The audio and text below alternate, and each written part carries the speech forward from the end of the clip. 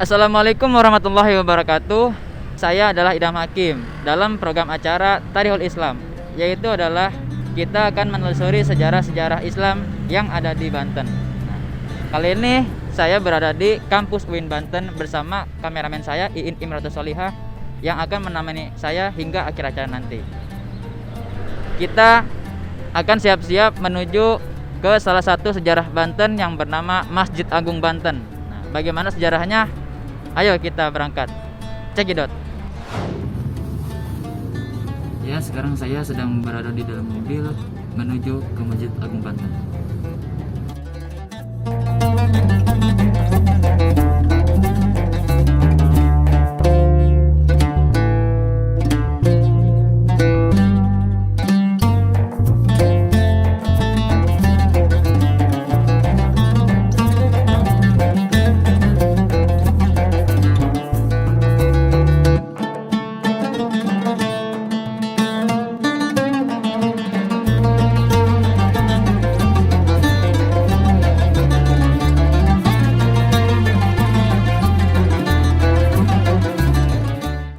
Halo pemirsa, kita sudah sampai di Masjid Agung Banten, yaitu sejarah Islam yang ada di Banten.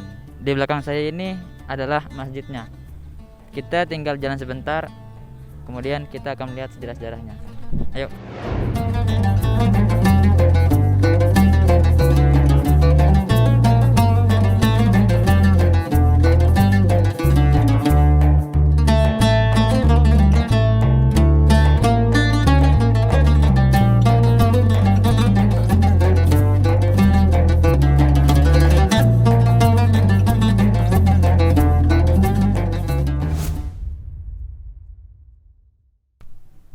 Nah, alhamdulillah akhirnya kita telah tiba di salah satu sejarah-sejarah Islam yang ada di Banten, yaitu Masjid Agung Banten.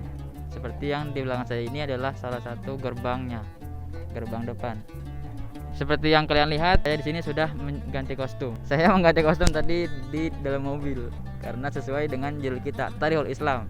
Maka pakaian saya pun harus yang religius gitu. Ayo kita sama-sama melihat ke dalamnya.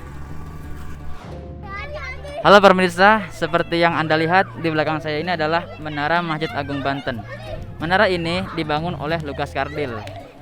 Atau menurut salah satu tokoh, sebenarnya menara ini sudah ada sebelum tahun 1569 atau 1570. Bahkan berdasarkan tinjauan seni pembangunan dan hiasannya, menara ini sudah ada pada pertengahan abad kedua 16, yaitu antara 1560 sampai 1570. Ya pemirsa, sekarang saya berada di sisi timur dari Masjid Agung Banten. Nah, di belakang saya ini ada menara yang berdiri dengan ketinggian kurang lebih 30 meter. Dengan diameter bagian pangkalnya itu kurang lebih 10 meter. Menara ini dulunya sebagai tempat untuk mengumandangkan azan, juga digunakan untuk melihat atau mengawasi perairan laut.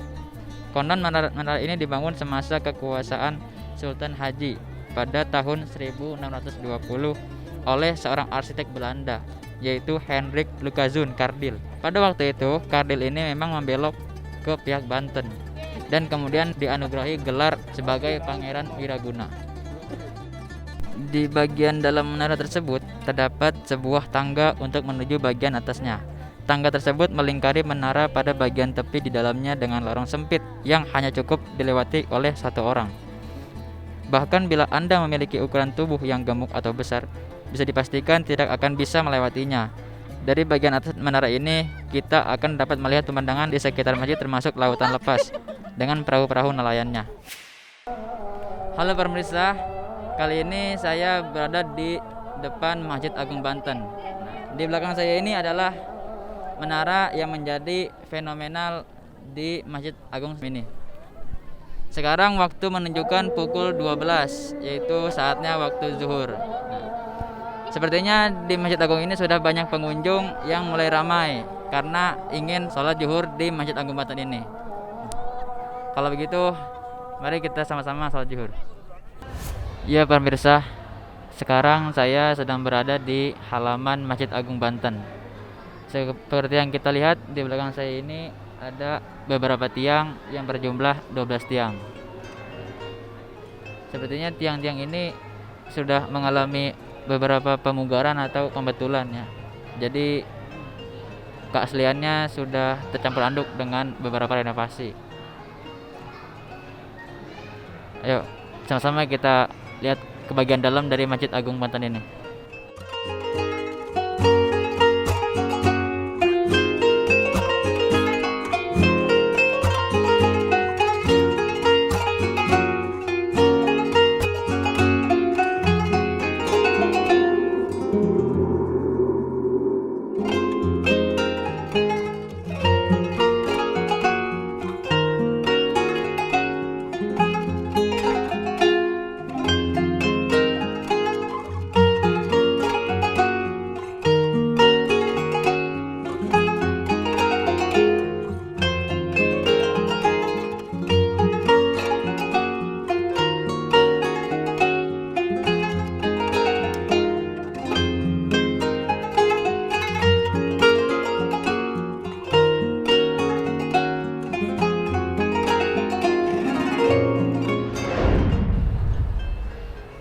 Nah, pemirsa, jadi Masjid Agung Banten didirikan oleh Sultan Maulana Hasanuddin Banten atau putra Sunan Gunung Jati. Meskipun telah berumur 4 abad, nampaknya masjid ini masih berdiri kokoh dan terawat dengan baik, seperti juga masjid lainnya. Bangunan induk masjid berdenah segi 4, atapnya merupakan atap bersusun 5. Dengan bagian kiri dan kanannya terdapat masing-masing serambi.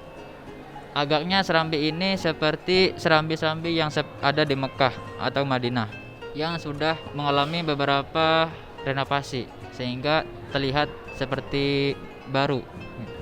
Halo pemirsa, seperti yang Anda lihat di belakang saya ini terdapat banyak pengunjung yang ingin melakukan ziarah.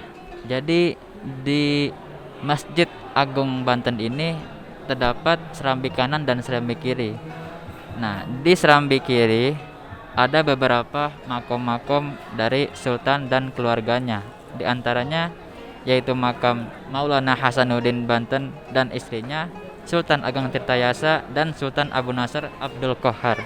Sedangkan di dalam serambi kanan yang terletak di selatan terdapat pula makam-makam Sultan Maulana Muhammad dan Sultan Zainadul Abidin dan lain-lainnya. Alhamdulillah pemirsa, akhirnya kita telah usai mengunjungi beberapa bangunan-bangunan yang ada di Masjid Agung. Dari mulai serambi kanan, makam-makam para sultan, bagian dalam masjid dan juga menara yang menjadi objek utama dari Masjid Agung Banten ini. Tapi sayangnya tadi kita tidak bisa merekam bagian dalam Masjid Agung Banten karena ada beberapa kesalahan-kesalahan yang tentunya tidak diperbolehkan oleh para pengurus-pengurus masjid tersebut. Nah, walaupun begitu, kita sempat merekam bagian luar dan juga serambi-serambinya, termasuk beberapa makam-makamnya. Terima kasih kepada pemirsa yang bersedia menemani hingga akhir video ini. Kurang lebihnya mohon dimaafkan. Saya Idham Hakim, mohon undur diri. Assalamualaikum warahmatullahi wabarakatuh.